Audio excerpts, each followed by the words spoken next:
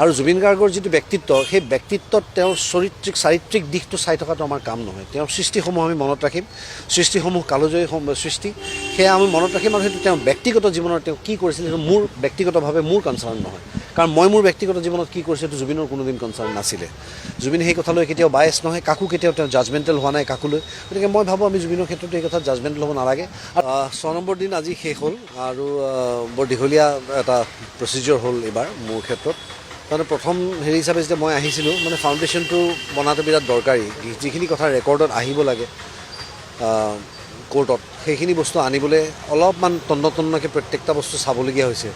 সেইখিনি ওপৰা ওপৰিকৈ চাই বোলে গোটেইখিনি এভিডেঞ্চত এনেকুৱাই আছিলে বুলি কৈ দিয়া নাই। গতিকে ময়ো তেওঁলোকে যেতিয়া কৈছে যে আপোনাক সময় লাগিব, আপুনি আহিব পাৰিবনে, মই সময় উলিয়াম, মই আহিম। গতিকে আহিলোঁ আৰু ভাল লাগিল যে আজি প্ৰচিকিউশ্যনৰ গোটেই মানুহখিনিয়ে তেওঁলোকে মোক কৈছে যে মোৰ সাক্ষীটো মোৰ হেৰিটো কামত আহিব তাৰমানে ভালকৈ। আজি লাষ্ট আছিলে সিদ্ধাৰ্থৰ উকিলৰ জেৰা, সেইটোও হৈ গ'ল সুন্দৰকৈ। আৰু ৰাইজক জনাবলৈ আমি বহু ভিতৰৰ কথা আমি ক'ব নোৱাৰোঁ, কিন্তু যিহেতু কোৰ্টে এটা অৰ্ডাৰ দি থৈছে, কিন্তু যিখিনি মই ক'ব পাৰোঁ তাকে কওঁ যে তেওঁলোকৰ প্ৰত্যেকজনৰ মানে শ্যামকানু মহন্তৰ পৰা শেখৰজ্যোতি গোস্বামী, সিদ্ধাৰ্থ শৰ্মা, অমৃতপ্ৰভা মহন্ত, সন্দীপন গাৰ্গ, তাৰে ভিতৰত অকল সন্দীপন গাৰ্গৰ উকিলে মোক একো সোধা নাই, বাকী গোটেইকেইজনেই মোক জেৰা এটা কৰিছে। তো তেওঁলোকৰ যিখিনি কথা তেওঁলোকে প্ৰমাণ কৰিব বিচাৰিছিলে, তেওঁলোকৰ নিজৰ উইটনেছৰ সুবিধাৰ্থে বা তেওঁলোকৰ যাতে তেওঁলোকক মানে মুকলি কৰি নিবলৈ সুবিধা হোৱাকৈ তেওঁলোকে যিকেইটা কথা সুধিছিলে সেইকেইটা কথা মই নাকচ কৰিছোঁ। কাৰণ মোৰ দৃষ্টিভংগীত মই যিটো বস্তু দেখিছোঁ সেইকেইটা কথা মই কৈছোঁ ক্লিয়াৰলি, আৰু একদম ক্লিয়াৰ ষ্টেটমেণ্ট মোৰ কেইটামান এনেকুৱা ধৰণৰ যে যিহেতু তেওঁলোক আটাইকেইজন আছিলে আৰু প্ৰথম কথাতেই জুবিন গাৰ্গক য়ট ট্ৰিপ এটাত লৈ যোৱা হৈছিলে আৰু তাত কোনো ধৰণৰ লাইফ গাৰ্ডছ বা মেডিকেল পাৰ্চনেলিটি, মেডিকেল যিখিনি এক্সপাৰ্টছ তেনেকুৱা কোনো মানুহ নাছিলে। সেইটোৱে মোৰ মতেৰে প্ৰথম তেওঁলোক সেই ক্ষেত্ৰত দোষী, কাৰণ তেওঁলোকে আটায়ে জানিছিলে জুবিন গাৰ্গৰ যিটো কণ্ডিশ্যন, য'ত জুবিন গাৰ্গৰ এপিলেপ্টিক চিজাৰ্ছ আহে, তেওঁক ডক্টৰে এডভাইচ দি থোৱা আছে যে তেওঁ যাতে গা ধুওঁতেও দুৱাৰৰ খিৰিকীটো নামাৰে, তেনেস্থলত তেওঁলোকে সাগৰৰ মাজলৈ জুবিন গাৰ্গক নিওঁতে আৰু বহু বেছি সাৱধানতাৰ অৱলম্বন কৰিব লাগিছিলে। সেই ক্ষেত্ৰত মোৰ দৃষ্টিত তেওঁলোক দোষী। আৰু দ্বিতীয় কথা হৈছে যে যেতিয়া লাইফ জেকেট এটা পিন্ধি থাকে এজন মানুহে, তেওঁ পানীৰ তললৈ বুৰ মাৰিবলৈ হ'লে তেওঁ লাইফ জেকেটটো খুলিব লাগিব, কাৰণ লাইফ জেকেটটোৱে তেওঁক পানীৰ তললৈ যাবলৈ নিদিয়ে। গতিকে কাষত থকা 4জন বা 5জন মানুহে যেতিয়া লাইফ জেকেট পিন্ধি থাকিব আৰু এজনে যেতিয়া লাইফ জেকেটটো খুলি দিব, তেতিয়া তেওঁলোকে বলপূৰ্বকভাৱে হ'লেও জুবিন গাৰ্গক পানীৰ পৰা উঠাই নিব লাগিছিল।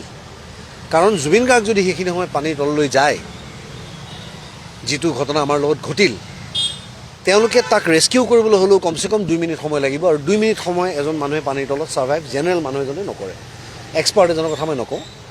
গতিকে তেনেস্থলত মই তেওঁলোকক দোষী পাইছোঁ মোৰ মনৰ পৰা, অন্তৰৰ পৰা, যিটো বেচিছত আমি এখন FIR দিছিলোঁ যে তেওঁলোকে কালেক্টিভলি এটা ষড়যন্ত্ৰ কৰি জুবিন গাৰ্গৰ মৃত্যুৰ কাৰণ তেওঁলোক। শ্যামকানু মহন্তৰ উকিলে সেই কথাই প্ৰমাণ কৰিবলৈ বিচাৰিছিলে যে কোনো ধৰণৰ সুৰা তেওঁক দিয়া হোৱা নাছিলে, ৱেৰেজ হোৱাটছএপ চেটছত আমি পাইছোঁ অলৰেডি এনেকুৱা ধৰণৰ তথ্য, সেইকেইটা কথা মই নাকচ কৰিছোঁ। গতিকে এনেকৈ এটাকৈ তেওঁলোকৰ আটাইকেইজন উকিলে মোক জেৰা কৰিলে। আজি লাষ্ট ডিফেন্সৰ সিদ্ধাৰ্থৰ উকিলেও জেৰা কৰোঁতে মোক এইটো কথা সুধিছে যে তেওঁলোকে ক'ব বিচাৰিছিলে যে জুবিন গাৰ্গ এজন মনৰ মতে চলা মানুহ, তেওঁ যি মন যায় তাকে কৰে, শিশুসুলভ তেওঁ এজন মানুহ। গতিকে তেনেস্থল সেই কথাটো সঁচা নে মিছা, তেতিয়া মই তেওঁলোকক কৈছোঁ যে এইটো সঁচা কথা, আৰু সেইকাৰণে জুবিন গাৰ্গৰ চাৰিওফালে আমি তেওঁক বেৰি কৰি ৰাখোঁ।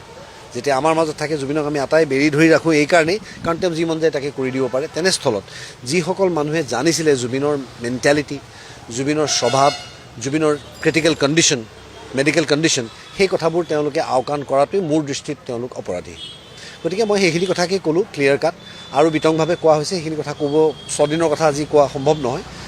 মই কেৱল ইয়াত ৰাইজৰ ওচৰত এটাই অনুৰোধ জনাব বিচাৰিছোঁ যে তেওঁলোকেও ন্যায়পালিকাৰ ওপৰত বিশ্বাস ৰাখক, যে ন্যায় প্ৰক্ৰিয়াবোৰ যিধৰণে আগবাঢ়িব লাগে সেইধৰণে আগবাঢ়ি আছে। এতিয়ালৈকে মোৰ ক'তো মনত বেয়া লগা নাই। এতিয়া আৰু বহু সাক্ষী আহিবলৈ বাকী আছে।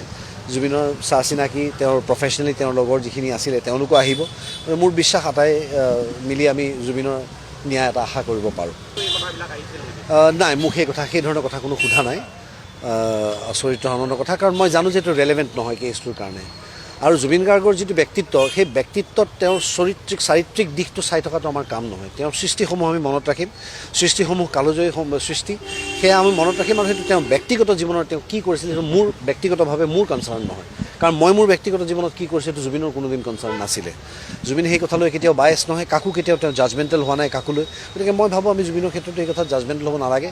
আৰু সেইকাৰণে চাগে আপোনালোকে আজি উপলব্ধি কৰিব যে মোৰ কেইটামান ষ্টেটমেণ্টত য'ত মই বহু সংখ্যক লগ প্ৰফাইলৰ পৰা গালি খাবলগীয়া হৈছে, তাত মই এই কথাষাৰ ক্লিয়াৰলি কৈছিলোঁ যে জুবিন গাৰ্গক ভগৱান নবনাব।